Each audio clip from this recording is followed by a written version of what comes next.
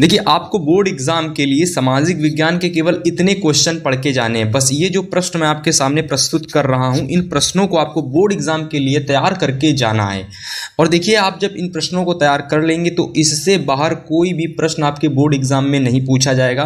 तो चलिए बात कर लेते हैं कौन से वो प्रश्न हैं जो आप लोगों को 2025 बोर्ड एग्जाम के लिए सामाजिक विज्ञान में तैयार करके जाने होंगे। So hello everyone, this is Hitesh भैया, आपका स्वागत है हमारे चैनल F24 क्लासेस पर। तो देखिए, आज की ये वीडियो है और इस वीडियो पर आपको मैं बताने वाला हूं 50 महत्वपूर्ण विस्तृत उत्तरीय प्रश्न जो कि आपके सामाजिक विज्ञान के होने वाले हैं।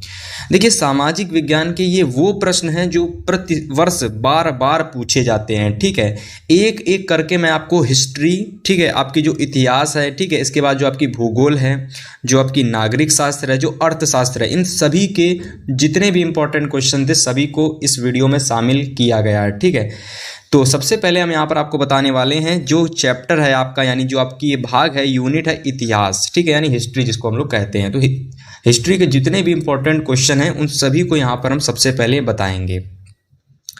तो सबसे पहले आपको किसके बताएंगे? हिस्ट्री के क्वेश्चन बताएंगे। और ये सभी प्रश्न जो है ना बोर्ड एग्जाम में 6 नंबर के पूछे जाते हैं। कितने कितने नंबर के पूछे जाते हैं? 6 नंबर के आते हैं, या तो फिर ये आपके बोर्ड एग्जाम में स्टूडेंट 4 नंबर के पूछे जाएंगे। 6 नंबर के आएंगे या तो 4 नंबर के आएंगे। ठीक है, लेकिन अगर आप इन प्रश्नों को अच्छे से तैयार कर लेते हो तो आप लोग 2 नंबर वाले प्रश्न और आप लोग 4 नंबर वाले, एक नंबर वाले जो बहुविकल्पीय प्रश्न आते हैं उसको भी आप आसानी से कर लोगे।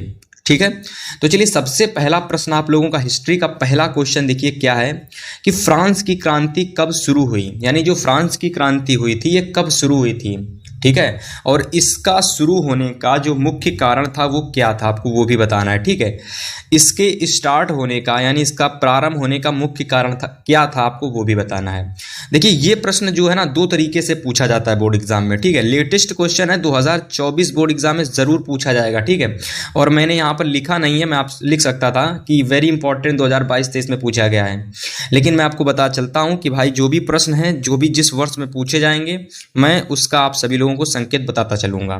ठीक है, 2024 के लिए मतलब 2024 में पूछा गया था और 2025 बोर्ड एग्जाम में ये आपके 100% क्वेश्चन आ सकता है। ठीक है, अथवा में देखिए इसको कैसे पूछ सकता है, ऐसे पूछेगा कि सन 1789 ईस्वी में फ्रांस की क्रांति के क्या कारण थे, इस तरीके से पूछ सकता है। ठीक है, पहला तो प्रश्न इस तरीके से आएगा और दूसरा प्रश्न इस तरीके से आएगा। अगला प्रश्न है कि यूरोप में राष्ट्रवाद के उदय में जर्मनी व इटली के एकीकरण का योगदान बताइए, यानी यूरोप में जो राष्ट्रवाद हुआ था, ठीक है, उसके उदय में जर्मनी का और इटली के एकीकरण का आप लोगों को योगदान बताना है। ये भी मोस्ट इंपॉर्टेंट क्वेश्चन है आप सभी लोगों के लिए। ठीक है, इसको आप जरूर तैयार करके जाना, 2025 के लिए आप जरूर इसको तैयार करके जाना। ठीक है, चलिए अगला क्वेश्चन नंबर 3 देखिए हिस्ट्री का कि जर्मनी एकीकरण की जो प्रक्रिया है इसके बारे में आपको एक संक्षेप में लेख लिखना है। जैसे कि इटलीकरण होता है, ठीक है, वैसे ही आप लोगों का ये जर्मनी का एकीकरण है।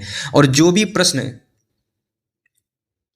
जो भी स्टूडेंट ये प्रश्न बोर्ड एग्जाम से पहले अच्छे से एकदम तैयार कर लेता है, इस बात की मैं गारंटी ले रहा हूं कि बोर्ड एग्जाम में कोई भी प्रश्न आ जाएगा वो इसका आंसर या फिर वो उसका आंसर जरूर लिख के आएगा। सबसे पहली बात तो ये है कि इससे बाहर ही कोई प्रश्न आपका एग्जाम में नहीं आएगा। ठीक है, ये वो प्रश्न है जो आपके बार बार एग्जाम में आते हैं और 2025 में भी यहीं से ही प्रश्न आने वाले हैं। ठीक है, तो चलिए हम क्वेश्चन नंबर हम बात कर लेते हैं 4 की। ठीक है, और अथवा में ये पूछा जा सकता है जर्मनी का एकीकरण दूसरे तरीके से कि जर्मनी का एकीकरण कैसे हुआ, संक्षिप्त में विवरण दीजिए। ठीक है, मतलब आसान तरीके से पूछा जा सकता है कि जर्मनी के एकीकरण की प्रक्रिया क्या थी, बस आपको इतना तैयार कर लेना है।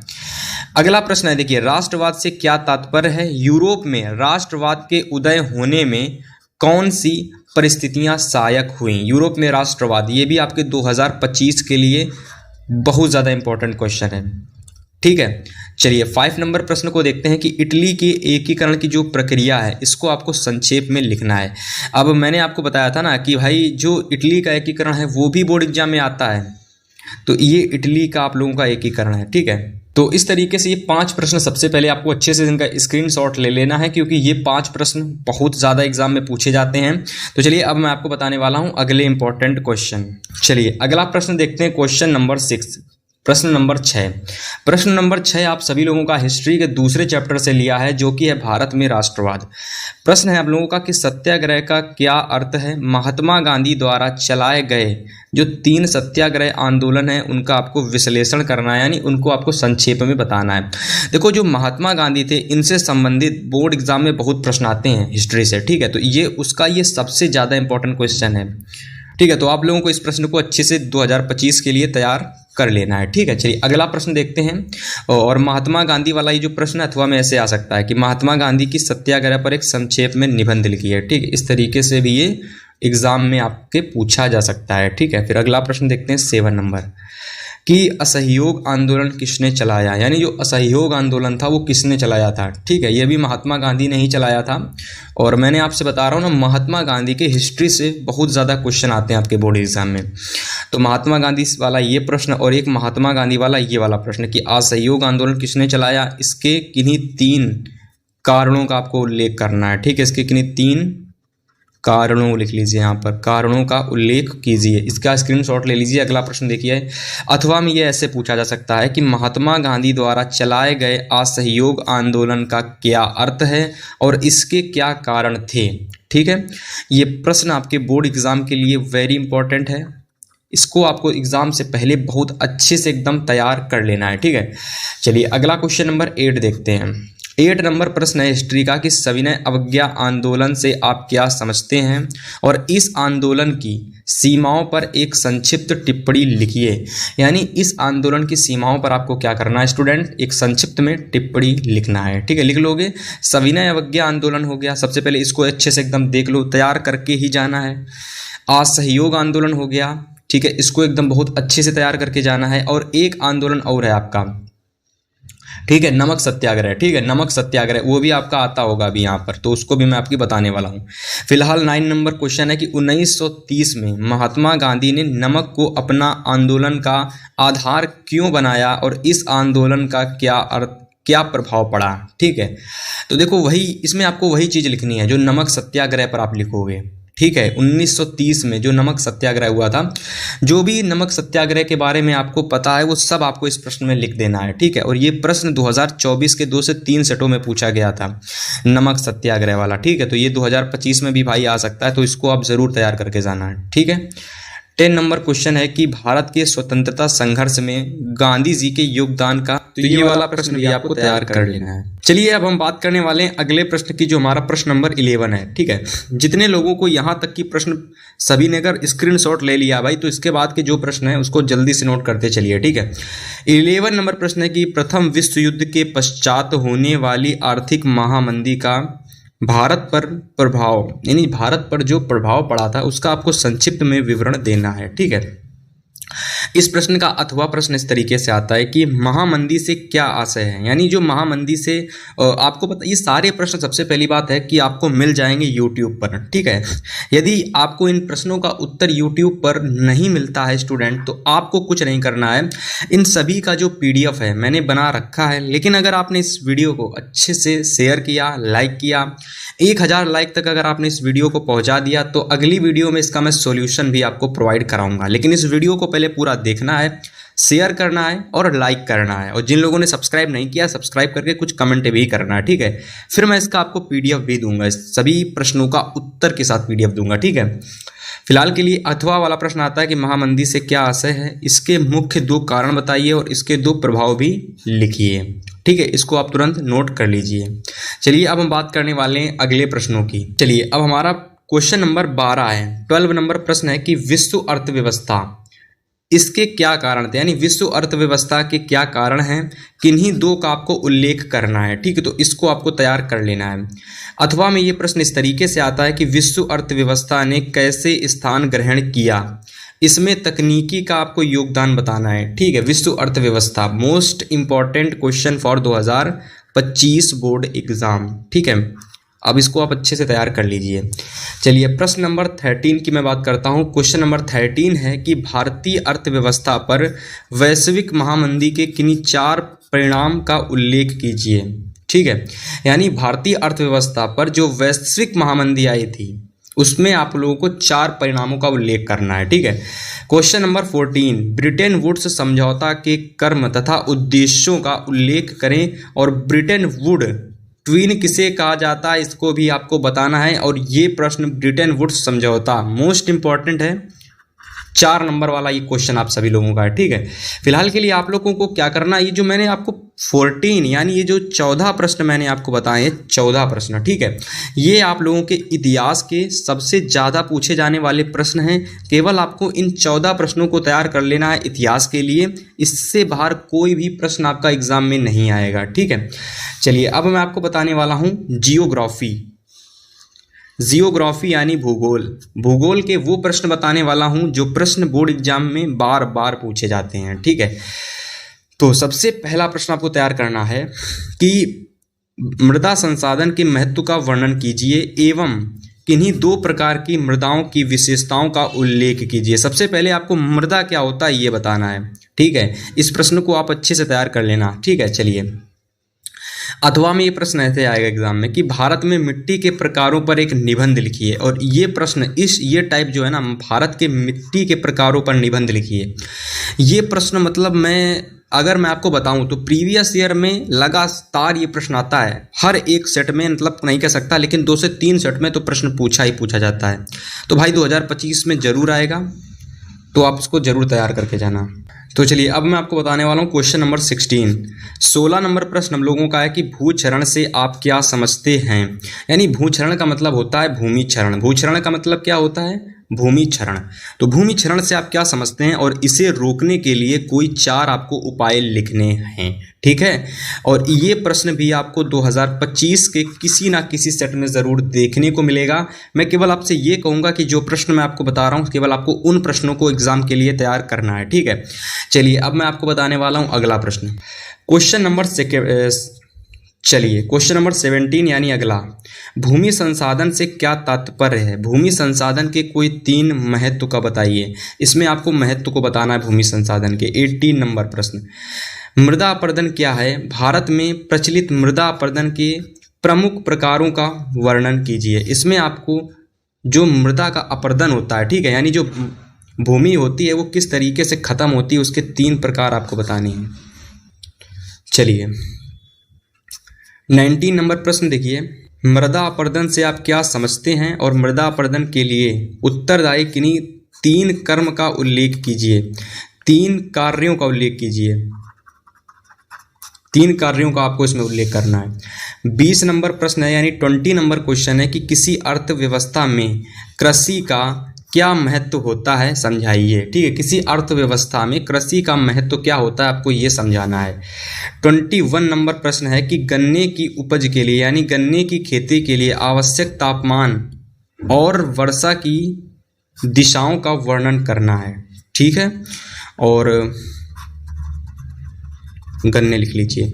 तो गन्ने के 2 सर्वप्रथम उत्पादक राज्यों के नाम बताइए, यानी सबसे ज़्यादा गन्ना कहाँ पर, ठीक है, सबसे ज़्यादा गन्ना कहाँ पर होता है, आपको उस 2 राज्यों के नाम बताने हैं। और इसके लिए सही तापमान क्या होना चाहिए और किस तरीके की वर्षा होनी चाहिए वो आपको इस प्रश्न में बताना है। ये प्रश्न एग्जाम के लिए इम्पोर्टेंट है भाई। ठीक है, 22 नंबर प्रश्न है कि ऊर्जा के गैर परंपरागत स्रोतों का विचार ठीक है विचार है वो आपको प्रस्तुत करना है। ठीक है, ऊर्जा के जो गैर परंपरागत स्रोत हैं। इसके बाद लास्ट क्वेश्चन है भूगोल का कि पर्यावरण प्रदूषण से आप क्या समझते हैं। उद्योगों में भारत के पर्यावरण पर होने वाले प्रभावों का प्रकाश डालिए। देखिए, वैसे आपने इस प्रश्न को हिंदी में निबंध के रूप में पढ़ रखा होगा, लेकिन असल में ये जो प्रश्न है ये आपका आया है भूगोल से, और ये प्रश्न सबसे पहले भूगोल में आया था फिर हिंदी में आया है। ठीक है, तो इस प्रश्न को आपको तैयार करके जाना है। ये प्रश्न आपके एग्जाम 2025 के लिए बहुत इंपॉर्टेंट है, और ये प्रश्न आपको याद भी नहीं करना पड़ेगा, सभी लोगों को पहले से ही याद होता है। पर्यावरण प्रदूषण इतनी बार आपने निबंध पढ़ा है, तो वही चीज़ आपको इस प्रश्न में लिख देनी है। ठीक है, चलिए अब मैं आपको बताने वाला हूँ यहाँ पर सिविक्स के बारे में यानी नागरिक शास्त्र के जितने भी महत्वपूर्ण प्रश्न हैं उसके बारे में यहाँ पर हम चर्चा करने वाले हैं। ये जो प्रश्न आपके सिविक्स के हैं यानी नागरिक शास्त्र के 2025 बोर्ड एग्जाम के लिए बहुत ज़्यादा इंपॉर्टेंट हैं। तो चलिए सबसे पहला प्रश्न देख लेते हैं 24 नंबर प्रश्न कि भारत में संघीय शासन की किन्हीं दो विशेषताओं का आपको विवेचना करना है। ठीक है, अथवा में ये प्रश्न कैसे आता है, तो अथवा में पूछा जाता है कि भारतीय संविधान की संघात्मक विशेषताओं का उल्लेख कीजिए और आपातकाल किस प्रकार एकात्मक हो जाता है। ठीक है, आपातकाल, ये जो आपातकाल होता है ये किस प्रकार से एकात्मक हो जाता है उसके बारे में भी आपको बताना है। अब ये देखिए दोनों प्रश्नों का जो आंसर है वो सेम है। ठीक है, दोनों प्रश्नों का आंसर आप लोगों का सेम है, लेकिन क्वेश्चन को देखोगे तो अगर दोनों ही अलग अलग तरीके से लग रहे हैं। ठीक है, जैसे यहाँ भारतीय संविधान थोड़ा सा समझ में आ रहा है, यहाँ पर भारतीय संविधान संघीय शासन आ रहा है, यहाँ पर भारतीय संविधान आ रहा है, लेकिन दोनों प्रश्नों का जो आंसर है वो एक ही है। ठीक है, दोनों प्रश्नों का एक ही आंसर है। अगर ये प्रश्न आया फिर भी आप वही आंसर तैयार करोगे, लिखोगे, ये प्रश्न आया तो भी आप वही आंसर लिखोगे, जो इसका आंसर है वही इसका आंसर होगा। बोर्ड एग्जाम 2025 के लिए इंपॉर्टेंट प्रश्न है, तो मैंने आपको ये प्रश्न बताया है। ठीक है, चलिए अगले प्रश्न की बात करते हैं। चलिए क्वेश्चन नंबर 25 को देखते हैं कि भारत में राजनीतिक क्षमता के विकेंद्रीकरण के पीछे क्या मूल सोच थी। ठीक है, भारत में जो राजनीतिक क्षमता होती है उसमें विकेंद्रीकरण के पीछे क्या मूल सोच थी उसको बताना है। अथवा में प्रश्न आएगा ऐसे, और ये टाइप जो है ना, ये प्रश्न का जो टाइप है ये बहुत आता है एग्जाम में, और ये 2025 में भी आपको किसी ना किसी सेट में देखने को मिलेगा इस तरीके से कि विकेंद्रीकरण क्या है और इसके लिए भारतीय संविधान में क्या व्यवस्थाएं की गई और किन्हीं चार का आपको उल्लेख करना है। ठीक है, इसको आप जरूर तैयार करके जाओ बोर्ड एग्जाम के लिए, मैं कहूँगा मोस्ट इंपॉर्टेंट क्वेश्चन है आपका ये। ठीक है, चलिए 26 नंबर को देखते हैं कि भारत में स्थानीय स्वशासन के किन्हीं तीन गुना व समस्याओं, गुना नहीं होगा यहाँ पर, तीन गुणों व समस्याओं का उल्लेख कीजिए। भारत में जो स्थानीय स्वशासन की 3 समस्याएं हैं व 3 गुण हैं उनका आपको उल्लेख करना है इस प्रश्न में। मोस्ट इंपॉर्टेंट क्वेश्चन है ये आपका, जरूर तैयार करके जाना इसको। 27 नंबर क्वेश्चन देखते हैं कि सामाजिक भेदभाव क्या है, यानी इससे क्या आशय है, इसके कारण बताइए और इसे समाप्त करने के कोई 2 उपाय भी लिखिएगा। ठीक है, चलिए समझ लेते हैं अच्छे से क्वेश्चन को। 28 नंबर क्वेश्चन को देखो कि भारत में महिलाओं के प्रति भेदभाव के किन्हीं 3 तरीकों का वर्णन कीजिए। ये आपका क्या चल रहा है, तो ये आपका चल रहा है स्टूडेंट नागरिक शास्त्र, और नागरिक शास्त्र में इस टाइप के प्रश्न आपको देखने को मिलते हैं जिसमें आपको मतलब लोगों के बारे में बात की जाती है। ठीक है, समाज के बारे में बात की जाती है। ठीक है, तो ये वो प्रश्न है और ये वही चीज़ यहाँ पर बताई जा रही है, और ये सारे जो प्रश्न है ये बोर्ड एग्जाम के लिए इंपॉर्टेंट हैं, आपको इससे बाहर कुछ नहीं तैयार करना है। 29 नंबर प्रश्न देखो, नारीवाद क्या है। भारत के विधायिकाओं में महिलाओं की प्रतिनिधित्व की स्थिति पर आपको प्रकाश डालना है। मोस्ट इंपॉर्टेंट क्वेश्चन है ये नागरिक शास्त्र का। ठीक है, चलिए 30 नंबर क्वेश्चन देखो, 2 तरीके से आ सकता है कि लोकतंत्र में राजनीतिक दलों की विभिन्न भूमिकाओं की चर्चा करें, या तो ऐसे आएगा या तो फिर ऐसे आएगा कि राजनीतिक दल का क्या तात्पर्य है। सिंपल, ये बोर्ड एग्जाम में बहुत आता है, इस तरीके से 2025 में भी आएगा, देख लेना कि राजनीतिक दल का क्या तात्पर्य है, लोकतंत्र में राजनीतिक दलों की विभिन्न भूमिकाओं की विवेचना कीजिए। ठीक है, 30 क्वेश्चन हो गए कंप्लीट, जल्दी से स्क्रीनशॉट ले लीजिए, फिर मैं आपको अगला प्रश्न बताने वाला हूँ। चलिए 31 नंबर देखते हैं, लोकतंत्र शासन प्रणाली के किन्हीं 3 लाभ का वर्णन कीजिए। यानी जो लोकतंत्र शासन प्रणाली होती है इसके 3 आपको लाभ बताने हैं। ठीक है, चलिए वो क्वेश्चन अगर आपको समझ में आ गया फिर हम अगला प्रश्न बताते हैं। चलिए क्वेश्चन नंबर 32 देखिए कि लोकतंत्र किस तरह उत्तरदायी, जिम्मेवार और वेद सरकार का गठन करता है, समझाना है। ठीक है, यानी जो लोकतंत्र होता है वो किस तरीके से जिम्मेवार और वेद सरकार जो होती है उसका गठन करता है, वो आपको बताना है। ठीक है, जिन लोगों को लोकतंत्र नहीं पता क्या होता है तो मैं आपको बता दूं, जहां पर लोगों के द्वारा सरकारें चुनी जाती हैं वहाँ पर लोकतांत्रिक व्यवस्था चलती है और उसे ही लोकतंत्र कहते हैं। जैसा कि हमारा जो देश है वो एक लोकतांत्रिक देश है। ठीक है, 33 नंबर क्वेश्चन की बात करते हैं तो भारत में लोकतंत्र के लिए आवश्यक 2 घटकों का उल्लेख कीजिए। 34 नंबर प्रश्न देखिए, लोकतांत्रिक शासन व्यवस्था अन्य शासन व्यवस्थाओं से बेहतर है, इसके बारे में आपको इसके कर्म को स्पष्ट कीजिए। कार्यों नहीं, कर्म नहीं, कारणों को स्पष्ट कीजिए, कारणों सहित स्पष्ट करना आपको, ठीक है। चलिए, इतने प्रश्न आपको तैयार करने हैं भाई इतिहास में, भूगोल में और नागरिक शास्त्र में, ठीक है। बचे हुए प्रश्न मैं बताने वाला हूं अर्थशास्त्र के। अब यहाँ से क्या स्टार्ट होने वाला है, अर्थशास्त्र। यहाँ से आपकी अर्थशास्त्र स्टार्ट होगी और जो भी प्रश्न अर्थशास्त्र के होंगे वो 2025 के एग्जाम के लिए इंपॉर्टेंट होंगे।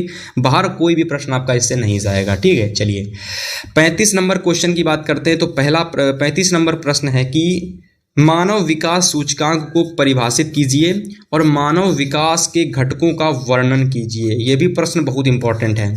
अब इसको इस तरीके से पूछेंगे कि विकास की अवधारणा क्या है, सामान्यतया इसमें किन घटकों का सम्मिलित किया जाता है, ठीक है, इस तरीके से आ सकता है। या फिर 36 नंबर क्वेश्चन, अगला प्रश्न कि राष्ट्रीय आय प्रति व्यक्ति आय, ये मोस्ट इंपॉर्टेंट क्वेश्चन है आपका। राष्ट्रीय आय और प्रति व्यक्ति आय क्या है, राष्ट्रीय आय और प्रति व्यक्ति आय में अंतर स्पष्ट कीजिए। देश की स्थिति में तुलना के लिए इसमें से कौन सी विधि बेहतर है बताइए। इंपॉर्टेंट क्वेश्चन है, आप तैयार नहीं करके जाओगे तो आ सकता है एग्जाम में, ठीक है। सारे प्रश्न आपको तैयार करके जाने हैं। 37 नंबर क्वेश्चन देखिए कि अर्थव्यवस्था के असंगठित क्षेत्र में श्रमिकों को किन्हीं 3 समस्याओं की उल्लेख कीजिए। यानी श्रमिकों की कोई 3 आपको क्या करना है, समस्याओं का उल्लेख करना है जो अर्थव्यवस्था के असंगठित क्षेत्र में आती हैं, ठीक है। अथवा में प्रश्न आएगा कि असंगठित क्षेत्र की श्रमिकों की, जो असंगठित क्षेत्र में जो श्रमिक आते हैं उनकी समस्याओं को आपको विवेचना करना है, ठीक है। वैसे तो ये वाला टाइप ज़्यादा आता है एग्जाम में, 2025 में आ सकता है ये वाला टाइप, ठीक है। चलिए अब मैं आपको बताने वाला हूँ अगले प्रश्न। तो चलिए अगला प्रश्न देखते हैं 38 नंबर क्वेश्चन। क्वेश्चन नंबर 38 है कि गतिविधि से आप क्या समझते हैं और आर्थिक गतिविधियों को वर्गीकरण प्रस्तुत कीजिए। यानी गतिविधि से आप क्या समझते हो आपको ये बताना है और जो आर्थिक गतिविधियों को आपको इसके बारे में अच्छे से बताना है, ठीक है। चलिए क्वेश्चन नंबर 39 की बात करते हैं कि संगठित और असंगठित कार्य क्षेत्र क्या हैं, इसके बारे में भी चर्चा की थी मैंने, ठीक है। तो वही चीज़ यहाँ पर आ गई है कि संगठित और असंगठित कार्य क्षेत्र क्या हैं, संगठित और असंगठित कार्य क्षेत्र में अंतर स्पष्ट करना है, ठीक है। 40 नंबर क्वेश्चन है कि तृतीय क्षेत्र यानी तृतीय क्षेत्र अन्य क्षेत्रों से बेहतर क्यों है, उदाहरण सहित आपको इसको प्रस्तुत करना है। बोर्ड एग्जाम 2025 के लिए ये प्रश्न इंपॉर्टेंट है, जरूर तैयार करके जाना, ठीक है। 41 नंबर क्वेश्चन है कि राष्ट्रीय ग्राम रोजगार गारंटी अधिनियम 2005 पर एक मतलब कि एक आपको संक्षिप्त में टिप्पणी लिखना है, ठीक है। तो तैयार कर लेना इसको भी। फिर अगला 42 नंबर क्वेश्चन जो कि 2025 के लिए इम्पॉर्टेंट है कि प्राथमिक एवं द्वितीयक क्षेत्र, इसकी आपको विशेषताएं लिखनी है, ठीक है। क्या लिखनी है, विशेषताएं लिखनी है। अथवा में प्रश्न आ सकता है इस तरीके से भाई कि अर्थव्यवस्था के क्षेत्र से आप क्या समझते हो, यानी जो अर्थव्यवस्था का जो क्षेत्र होता है इससे आप क्या समझते हो। द्वितीयक क्षेत्र की आपको विशेषताएं इसमें आपको बतानी है, ठीक है। 43 नंबर को देखिए, भारतीय रिजर्व बैंक के कार्यों का वर्णन कीजिए। 44 नंबर देखिए कि स्वयं सहायता समूह किसे कहते हैं, इसको उदाहरण सहित आपको प्रस्तुत करना है। औपचारिक और अनौपचारिक ऋणों में कोई 2 अंतर आपको प्रस्तुत करने हैं। और 46 नंबर मोस्ट इंपॉर्टेंट क्वेश्चन कि वैश्वीकरण का अर्थ स्पष्ट कीजिए तथा वैश्वीकरण की प्रक्रिया में सहायक कारकों का वर्णन कीजिए। बहुत एग्जाम में आता है, 2025 में भी आपके एग्जाम में पूछा जा सकता है, ठीक है। चलिए अथवा में, और देखिए अथवा में इसको दूसरे तरीके से पूछा जाएगा, चलो इसको बात कर लेते हैं। तो चलिए देखते हैं अथवा में आ सकता है कि वैश्वीकरण किसे कहते हैं, वैश्वीकरण को संभव बनाने वाले कारक आपको बताने हैं, ठीक है। तो इस तरीके से और उस तरीके से, दोनों तरीके से एग्जाम में पूछा जा सकता है। 47, 48, 49, 50। तो 47 नंबर की बात करते हैं कि विदेशी व्यापार से आप क्या समझते हो, मोस्ट इंपॉर्टेंट क्वेश्चन। आपको क्या करना है, विदेशी व्यापार की किन्हीं 2 विशेषताओं का बात करना है। उपभोक्ता के शोषण, most important question for 2025 board exam. उपभोक्ता के शोषण की 4 कारणों की समीक्षा कीजिए। वे कौन से विभिन्न तरीके हैं जिनके द्वारा बाजार में लोगों का शोषण हो सकता है।